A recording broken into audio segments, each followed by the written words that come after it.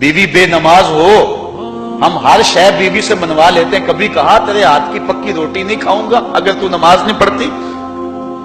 کبھی بیٹا کہے امی تو نماز نہیں پڑھتی، میں تیرے ہاتھ کی روٹی نہیں کھاؤں گا؟ جو ماں بیٹے کے لیے سب کچھ کرتی ہے، کتنے دکھ جھیلتی ہے، کسی کے گھر کے برتن مانجنے پڑے وہ بھی مانجتی ہے، کیا بیٹے کی خواہش پہ نماز نہیں شروع کر دے گی؟ جب عادت ڈالے گی تو پھر اللہ دل میں بھی وہ محبت ڈال دے گا. کیونکہ ہمارا تو اتنا ہی کام ہے نا. حضرت بایزید بسطامی نے یہی کیا تھا نا. حضرت بایزید بسطامی علیہ رحمہ بسطام کے لوگوں کی تربیت کر رہے ہیں. کسی محلے کے کونے میں آ کر ایک فاحشہ عورت بیٹھ کے لوگوں کا دین ایمان اجاڑنے لگی. کسی نے کہا بایزید تیرا شہر لٹ رہا ہے، جس کو تو اشکوں سے سیراب کیا تھا اور سجدہ ہائے سحرگاہی سے جس شہر کو نور بخشا تھا، تیرا شہر لٹ رہا ہے. کہا کیا ماجرا ہوا؟ لوگوں نے کہانی سنائی.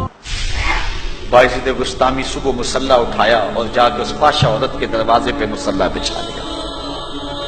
اب جو بھی گاہک آتا بایزید بسطامی کو بیٹھا ہوا دیکھ کے راستہ بدل لیتا. اس نے انتظار کیا، رات کے اندھیرے گہرے ہو گئے، آج کوئی گاہک ہی نہیں آیا. اس نے کھڑکی سے جھانک کر کے دیکھا ایک بوڑھا بابا بیٹھا ہوا ہے، ہاتھ میں تسبیح ہے، مصلی بچھایا ہوا ہے. نیچے اتر کر کے کہا بابا اللہ کو یاد کرنے کے لیے اور تھوڑی جگہ ہیں؟ تجھے میرے گھر کی گلی ہی ملی، میرا راستہ روک لیا. بابا کہنے لگا کیا مسئلہ ہے تجھے؟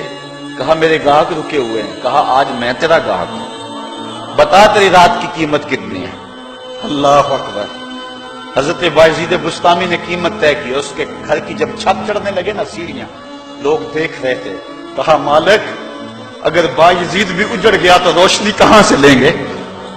بایزید بھی ایک فاحشہ عورت کے کوٹھے پہ چڑھ رہا ہے، اگر یہ بھی چراغ بجھ گیا تو زمانے کو اجالا کہاں سے ملے گا؟ لیکن قدرت کو کچھ اور ہی منظور تھا. اس سے کہا مصلی بچھا لے، جو میں کرتا جاؤں وہ کرتے جانا.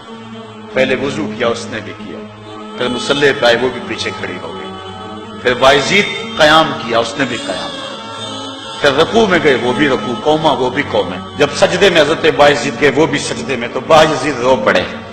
کہا مالک بایزید کا اتنا ہی کام تھا کہ اس کا سر تیری چوکھٹ تک جھکا دے. مالک یہاں تک لانا میرا کام تھا، دل کی دنیا بدلنا تیرا کام ہے. جب وہ سجدے میں جا رہی تھی تو فحشا تھی، جب سر اٹھایا وقت کی بلیا بن چکے تھے.